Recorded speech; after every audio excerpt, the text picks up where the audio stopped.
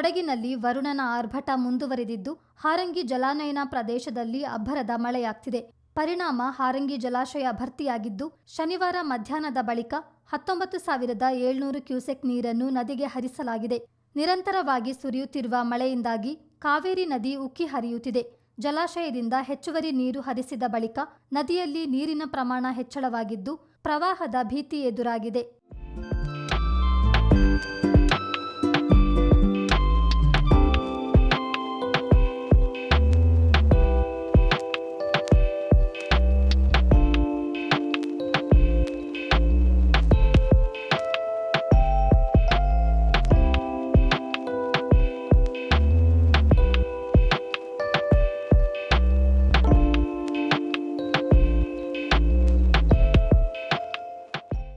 ಭಾಗಮಂಡಲದಲ್ಲಿ ಹೆಚ್ಚು ಮಳೆ ಸುರಿಯುತ್ತಿದ್ದು ಅಲ್ಲಿನ ನೀರು ಕೂಡಿಗೆ ಬಳಿ ನದಿಯನ್ನು ಸಂಪರ್ಕಿಸಿದಾಗ ಕುಶಾಲನಗರದ ಸಾಯಿ ಬಡಾವಣೆ, ಕುವೆಂಪು ಬಡಾವಣೆ ಸೇರಿ ಕೆಲ ಪ್ರದೇಶಗಳು ಜಲಾವೃತವಾಗುವ ಸಾಧ್ಯತೆ ಇರುತ್ತದೆ.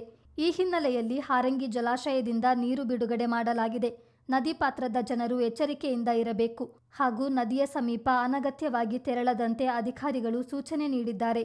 ಜಲಾಶಯ ಎದುರಿನ ಸೇತುವೆ ಮೇಲೆಯೇ ನದಿ ನೀರು ಹರಿಯುತ್ತಿದ್ದು ಸಾರ್ವಜನಿಕರು ಈ ಮಾರ್ಗದಲ್ಲಿ ಸಂಚರಿಸದಂತೆ ಸೂಚನೆ ನೀಡಲಾಗಿದೆ. ಸ್ಥಳದಲ್ಲಿ ಪೊಲೀಸ್ ಸಿಬ್ಬಂದಿಯನ್ನು ನಿಯೋಜಿಸಲಾಗಿದ್ದು ಬ್ಯಾರಿಕೇಡ್ ಅಳವಡಿಸಿ ರಸ್ತೆ ಸಂಚಾರವನ್ನು ತಾತ್ಕಾಲಿಕವಾಗಿ ಬಂದ್ ಮಾಡಲಾಗಿದೆ.